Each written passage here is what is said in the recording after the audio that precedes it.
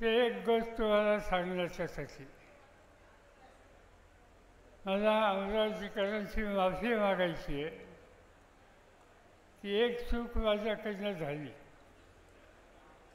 5 वर्षाच्या पूर्वीची जी निवडणूक होती त्या निवडणुकीमध्ये लोकसभेच्या उमेदवाराला मतदान करा म्हणून मी काही जाहीर सभा घेतल्या. लोकांनी माझा संदेश स्वीकारला.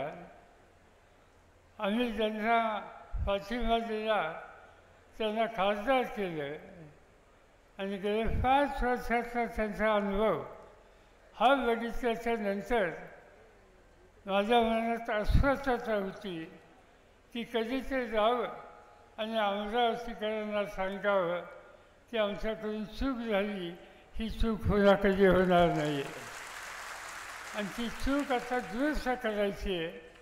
आणि ती चूक दुरुस्त करण्याच्यासाठी ज्याचं सार्वजनिक जीवन आणि व्यक्तिगत जीवन हे अत्यंत स्वच्छ आणि शेवटच्या माणसाचा हिताचा विचार करणार अशा बळवंत वानखेडेंना मोठ्या मतांनी तुम्ही विजय करा हे सांगण्याच्यासाठी या ठिकाणी आहे. आज देशाची हुकूमत सत्ता